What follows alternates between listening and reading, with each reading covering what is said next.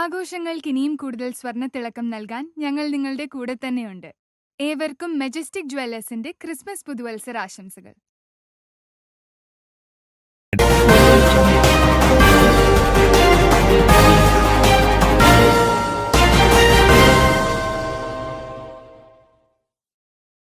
നമസ്കാരം, പ്രഹേളിക ന്യൂസിലേക്ക് സ്വാഗതം. ഞാൻ ധ്യാന. വെട്ടത്ത് പുതിയങ്ങാടി നേർച്ചയ്ക്ക് ചെറിയ കൊടിയേറി. ചരിത്രപ്രസിദ്ധമായ വെട്ടത്ത് പുതിയങ്ങാടി യാഹൂം തങ്ങൾ ഔലിയയുടെ 171 വലിയ നേർച്ചയ്ക്ക് മുന്നോടിയായുള്ള മതമൈത്രിയുടെ സന്ദേശം വിളിച്ചോതുന്ന ചെറിയ കൊടിയേറ്റം നടന്നു.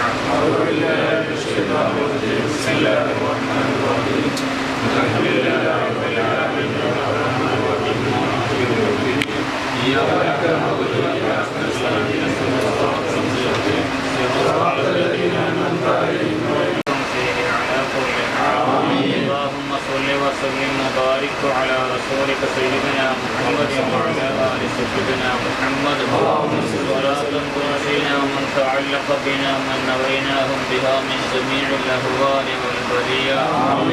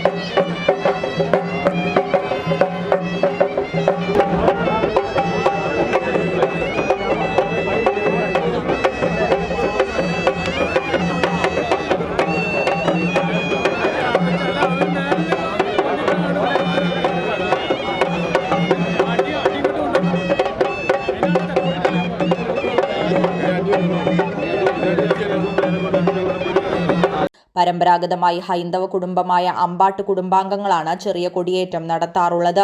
ഇത്തവണയും അമ്പാട്ട് കുമാരന്റെ നേതൃത്വത്തിലുള്ള കുടുംബാംഗങ്ങൾ തന്നെയാണ് കൊടിയേറ്റിയത്. നേർച്ചയുടെ ആരവങ്ങൾക്ക് തുടക്കം കുറിച്ചുകൊണ്ട് മുട്ടുംവിളിക്കാർ എന്ന പേരിൽ അറിയപ്പെടുന്ന ചീനിമുട്ടുകാർ ചീരണിയുമായി പതിവ് പോലെ ഇന്ന് കാലത്ത് ജാറത്തിലെത്തി. വിശ്വാസ് തിയേറ്റർ പരിസരത്ത് നിന്ന് നേർച്ചയാഘോഷ കമ്മിറ്റി ഭാരവാഹികൾ മുട്ടുംവിളിക്കാരെ ജാറത്തിലേക്ക് ആനയിച്ചു.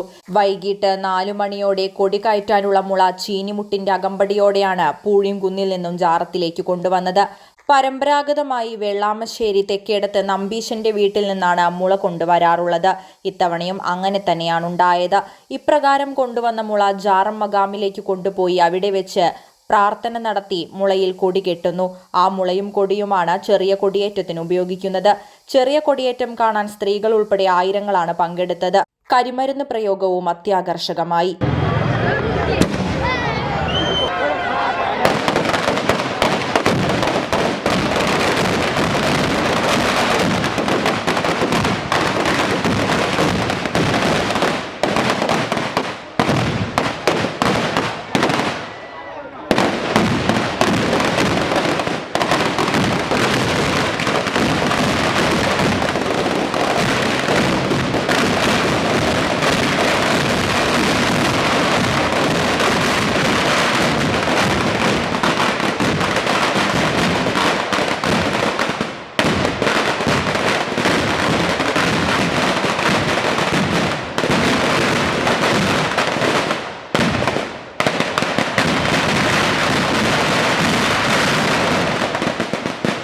രണ്ടാഴ്ചക്കാലം പുതിയങ്ങാടിക്ക് ആഹ്ലാദത്തിന്റെ ആവേശത്തിന്റെ നാളുകളാണ്.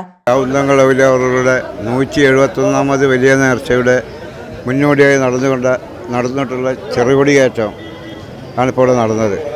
തുടർന്ന് വലിയ നേർച്ച ജനുവരി 7, 8, 9 തീയതികളിൽ പൂർവാധികം ഭംഗിയോടെ ആഘോഷപൂർവ്വം നടത്താനാണ് തീരുമാനം. നേർച്ചയുടെ മുന്നോടിയായിട്ടുള്ള എല്ലാവിധ ഒരുക്കങ്ങളും പൂർത്തിയായി.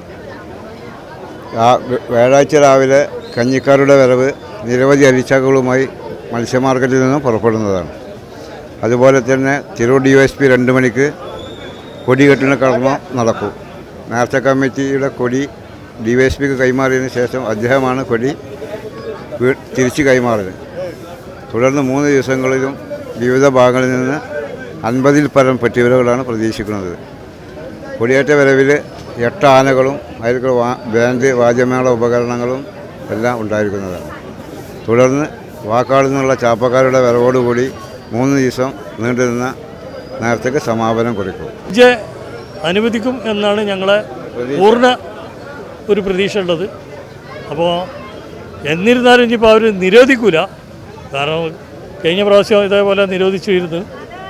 എന്നിട്ട് കല്ലിങ്ങൽ അപ്പോൾ നമ്മൾ പിന്നെ ഈ മീറ്റിങ്ങിൻ്റെ അന്ന് ചോദിച്ചപ്പോൾ അവർ കല്ലിങ്ങലും നമ്മളെ താന്നൂരൊന്നും DJ ഉണ്ടായിരുന്നില്ല എന്നാണ് പറഞ്ഞത്. പക്ഷേ കല്ലിങ്ങലുണ്ടായിരുന്നു. അത് ഉൾക്കൊണ്ടിട്ട് ഞങ്ങൾ ഒന്ന് കമ്മിറ്റി കൂടിയിട്ട് നമുക്ക് വേണ്ടി ചെയ്യാമെന്ന് നമ്മളെ നാട്ടിലെ പ്രമുഖരായ നമ്മളെ നേതാക്കന്മാരോടും പറഞ്ഞിട്ടുണ്ട്, നേർച്ച കമ്മിറ്റിയോടും പറഞ്ഞിട്ടുണ്ട്. ഒരു പരിപാടി നല്ല ഗംഭീരമായിട്ട് ആഘോഷപൂർവ്വം നടക്കുമ്പോൾ പലതും ഉണ്ടാവും. അതിൽ DJ ഉണ്ടാവും. DJ ഇപ്പോൾ അടുത്ത് വന്നാണെങ്കിലും ഈ കാലക്രമേണ പലതും വരും. അപ്പോൾ അത് ഓരോ ഉത്സവത്തിൻ്റെ ഉത്സവമാണല്ലോ. ഉത്സവത്തിൻ്റെ അതിൻ്റെ അനുസരിച്ചിട്ടുള്ള ഓരോ കോലങ്ങളുണ്ടായിരിക്കും. ഞങ്ങളൊന്നും നിരോധിക്കില്ല. 8 ആന കറക്റ്റായിട്ടുണ്ടാവും. വിശ്വാസികളെ ഭാഗമായിട്ട് വരുന്ന പെട്ടിവരവ് ഞങ്ങൾക്ക് എങ്ങനെ കൊടുത്താലും തടയരുത് എന്നുള്ള ഒരു ഹൈക്കോടതി ഉത്തരവുണ്ട്. ആ ഉത്തരവിൻ്റെ അടിസ്ഥാനത്തിൽ ജനങ്ങൾ എന്ത് കൊടുത്താലും ഞങ്ങൾ സ്വീകരിക്കണം എന്നുള്ളതാണ്. അപ്പോൾ നമുക്കതിൽ അഭിപ്രായ വ്യത്യാസങ്ങൾ ഒന്നും ഉണ്ടാവില്ല. പോലീസാണ് അതിൻ്റെ അതോറിറ്റി, അവർ അത് കൈകാര്യം ചെയ്യും. നടപടി പറഞ്ഞു കഴിഞ്ഞാൽ നമുക്കത് അനുസരിച്ചേ പറ്റൂ. 8 ആന കറക്റ്റായിട്ടുണ്ടാവും. ക്കം കുറിച്ചുകൊണ്ടുള്ള ചെറിയ കൊടിയേറ്റാണ് ഇവിടെ നടന്നിട്ടുള്ളത്. ഇവിടെ ചെയർമാനും കൺവീനറൊക്കെ സൂചിപ്പിച്ചതുപോലെ നേർച്ചയ്ക്ക് മാറ്റുകൂട്ടുന്നതിന് വേണ്ടിയുള്ള എല്ലാ തരത്തിലുള്ള എല്ലാ നിലവാരത്തിലുള്ള ഉപകരണങ്ങളോടുകൂടി ഇവിടേക്ക് വരുന്ന കൊടിവരവിൽ ആ വരവ് കമ്മിറ്റി ഉൾപ്പെടുത്തുന്ന എല്ലാ ഐറ്റംസും ഇവിടേക്ക് കൊണ്ടുവരണമെന്നാണ് കമ്മിറ്റീൻ്റെ ഞങ്ങളൊക്കെ അഭിപ്രായം.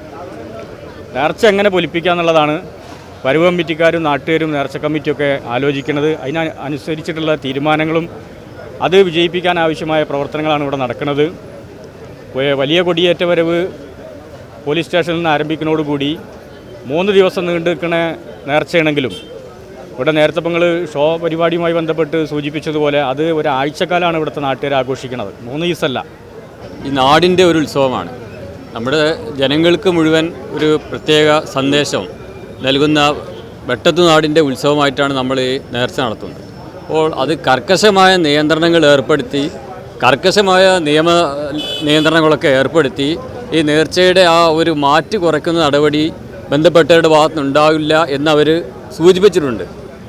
അപ്പോൾ അതിൻ്റെ അടിസ്ഥാനത്തിൽ തന്നെ വളരെ സുഗമമായി നല്ല രീതിയിൽ എല്ലാവിധ സംവിധാനങ്ങളും കൂടി നേർച്ച നടക്കും. നമ്മുടെ നാട്ടുകാരും എല്ലാവരും ഈ നേർച്ചയുമായി സഹകരിച്ച് ഓരോ വർഷം കൂടുന്തോറും നേർച്ചയുടെ മാറ്റ് കൂട്ടുന്ന രൂപത്തിലുള്ള പരിപാടി ഈ തവണയും ഉണ്ടാവണം. ന്യൂസ് ഡെസ്ക് പ്രഹേളിക ന്യൂസ്. SSLC +2 കഴിഞ്ഞു. ഇനി എന്ത്? ഉയർന്ന തൊഴിൽ സാധ്യതയുള്ള കോഴ്സ് പഠിച്ച് ഉയർന്ന ശമ്പളത്തോടെ മാന്യമായ ജോലി നേടാം. ഇന്ത്യയിലും വിദേശ രാജ്യങ്ങളിലുമായി 2 ലക്ഷത്തോളം തൊഴിലവസരങ്ങളുള്ള മേഖലയാണ് ഫയർ ആൻഡ് സേഫ്റ്റി. വിദ്യാഭ്യാസ രംഗത്ത് 25 വർഷത്തെ പരിചയമുള്ള ഇന്ത്യയിലെ ഏറ്റവും വലിയ സ്ഥാപനമായ saint Joseph international fire and safety academy government of India approved fire and safety കോഴ്സുകളിലേക്ക് അപേക്ഷ ക്ഷണിക്കുന്നു. Saint Joseph international fire and safety academy, ജിഫ്സ.